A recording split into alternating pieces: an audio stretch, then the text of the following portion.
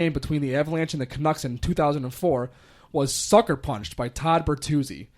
The punch, which led to his head smashing into the ice, resulting player pileup, basically resulted in 3 fractured neck vertebrae and a concussion. The end of his career. So basically, there were just nonstop fights this entire game, and this Bertuzzi guy, I'm not sure if he was trying to get rid of him or hurt him. He was clearly trying to hurt him. Basically, skated up behind him, punched him right in the head. He fell to the ground. Everyone landed on top of him. His head and there's just blood all over the ice. It sucks. bad. I actually remember this injury. Do you? Yeah, I was looking stuff up. I don't remember the name, but I do remember this particular injury. Yeah, it was. Yeah, there's no way I know. Yeah. All right. This was Steve Moore.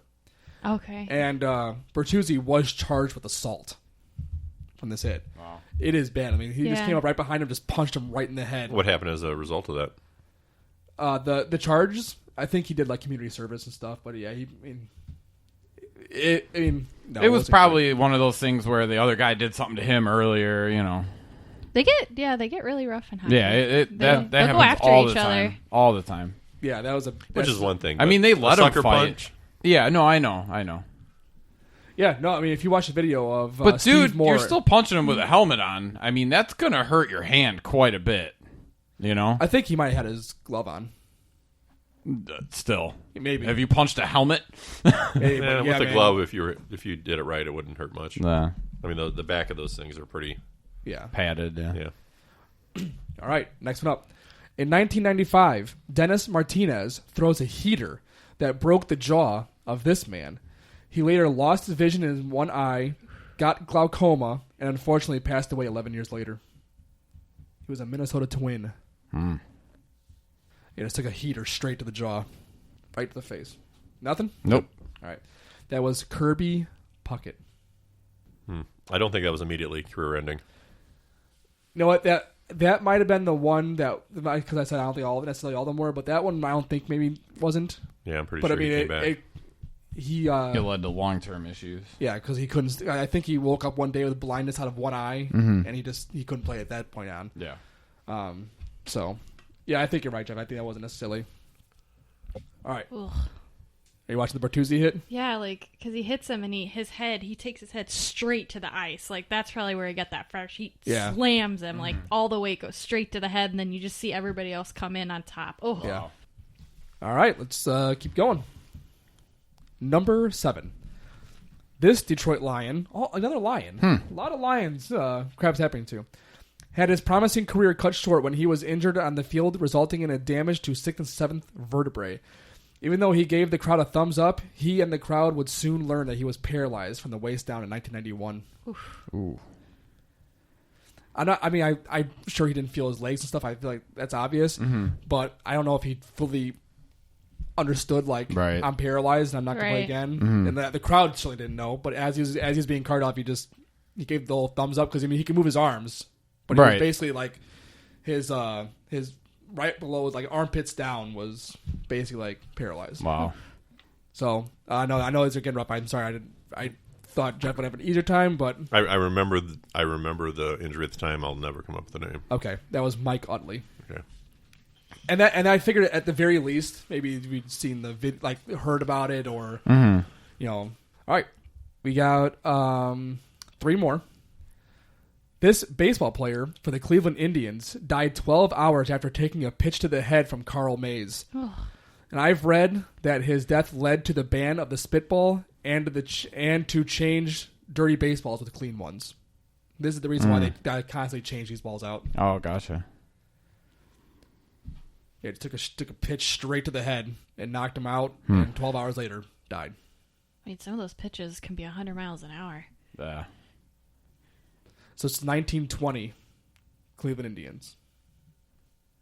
Don't remember. No, Ray Chapman. They probably didn't have helmets back then either. Maybe I'm not sure. I'm not familiar with the whole. I don't even think they were using baseball. helmets in hockey yet then. Yeah. No, they weren't. Yeah, you're probably right. I don't think they were back in the 20s. All right, this one might be the easiest one on the quiz. Maybe. I can't think of his name. Starts with an S. Go ahead. Nope. Oh, no? Nope. Do you not have him on there? Who is it? The Patriots middle linebacker from 3 years ago? No. Really? No. Okay, I can stop trying to think of his name. What the heck's his name? I don't remember. S something. Sol? Not Switzer. I don't know. All right, number 9. On February 18th, 2001, this man lost his life traveling 160 miles per hour during the final moments of the race. The Intimidator. Dale Earnhardt. Oh, That's yeah. right. Dale Earnhardt Sr. Yeah, that was messed up one, man. Like, I watched that video too. It's grim, man. I don't know. Oof. Some of these were rough. I mean, he drove like a maniac, so he knew what he was risking. But yeah, and that caused a lot of changes in the sport, didn't it? As far as the safety equipment, I believe so. Yeah. All right, and the last one, number 10.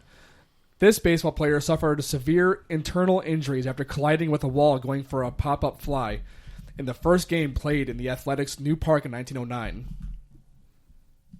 And he was the catcher who played in 1898 to 1909, died 2 weeks later in colliding with the wall. Wow. He must have been running pretty hard. I can imagine, but that was Doc Powers. Wow. Yeah, that was a hard one. I know, but it was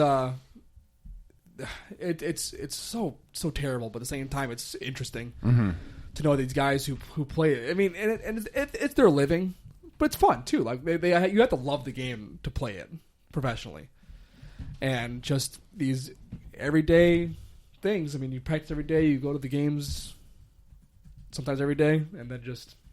Have you guys ever seen the video of the hockey player with who got cut across the throat? No. That one was bad. One of the blades came up. I think it was a goalie. Oh, I have seen that. And it yes. got him right across the neck, and he it severed his carotid. He bled out. He did. Yeah. They did save him. He was okay. Let's find the name and date of that instance if you can find it. His name is I think it's Clint Malachuk. Yeah, it was. I mean, it was a big one.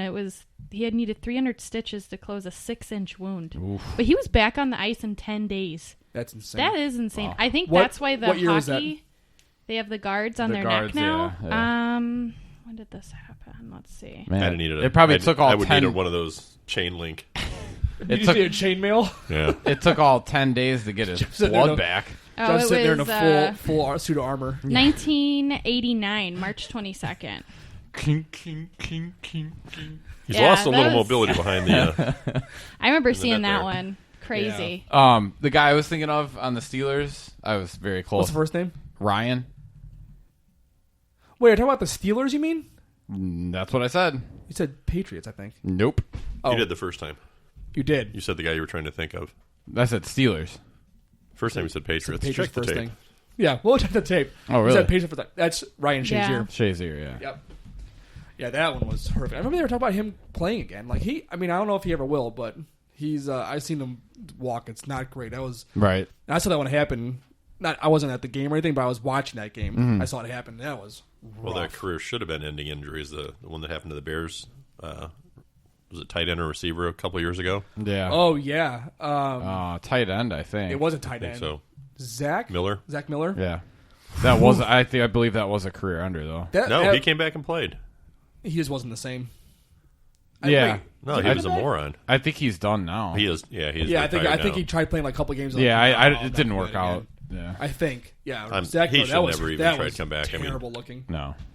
And then I think we. Well, talked it about looked this. bad for his leg. You wouldn't have thought it was going to almost kill him. Yeah. That was the right. The and most bizarre part I think I about talked about this in 2018's year in review for the NFL, but it's ironic because Joe Theismann happened in 1985. His injury last year, Alex Smith went through basically the exact same injury. Yeah. It was horrific. Wasn't there like another similarity with it? There's like 5 similarities. Yeah. If you're curious about that, go back. So that probably would have been somewhere in February or March. NFL year in review. I talked about that a little bit. So, Yeah. All right, and with that, we'll go ahead and wrap up the show. We want to make sure we bring up patreon.com/TriviaRogues. If you think we're doing a good job, if you think we deserve it, head over there and we have a couple of different tiers that you can support. Whatever you feel comfortable doing helps. We should the more you contribute, the happier Billy gets, and the less dark he'll be in the future. That's true. You want happier stuff, give me a reason to smile. Yeah. So, let's also bring up our friends at Brain Ladle Trivia. They have an excellent show with theme topics. So if you like the question answer format, give them a shot. It's a fun show. I've been on a couple times, and I hope to get on there again. And actually, we're thinking about having them on here pretty soon. And Rachel, I can tell by her face, is watching more sports ending injuries. Yep. It's just the picture of his leg. Are you looking at Theismann? Yes. There it is. So bad. The picture's worse than the video. It's not moving. It's worse. Or it is moving. That's just in the process of moving. And then last but not least, an excellent company that we are proud to have as a sponsor, Fed Up Apparel. We all have shirts. We all love them. Don, I remember, has been wearing his a lot lately. I have my newest one on at the moment. Is that right? Yep. Yeah, I can see it through. The black Fed Up logo shirt. Yeah, with the big seal in the middle. Yeah, I need that to get one's really another cool. one. Yeah, that's an excellent, very comfortable shirt, and it's awesome to be a part of a movement of something that actually, means more than than just something that you. I mean, I see people wear stuff that that has a cause, but they don't necessarily mean not necessarily a part of it, or don't necessarily care or know what it's about. This is incredible. Against hate, against bullying, and we know that you're against hate too. We know that you're against bullying. So stand up. Be a part of this movement, and that can be done at fedapparel.net. And you type in Rogues10, that promo code, you get 10% off your order. Unless you're a Sith, then you're really not against hate, though. Good. Yeah. Ooh. Is that me? Or was that No, me? no, they Okay. have a really cool, a new bleached peace tea on here that I like. She's shopping already. Okay. So, She's just checking the facts. yeah, there it is. So Fact with that, checker. we'll wrap up the show. Remember, send in your Stump the Rogues for a chance to win a free Rogues t-shirt. It looks awesome. That can be done at triviarogues@gmail.com. Again, triviarogues@gmail.com. Make sure you like us on Instagram, Twitter, and Facebook. That's a great time. We have a great time, and you can learn a lot. Make sure you go to patreon.com, hit that subscribe button. Please leave a review. But until next time, we'll see you later. See ya. Don't look at the photos.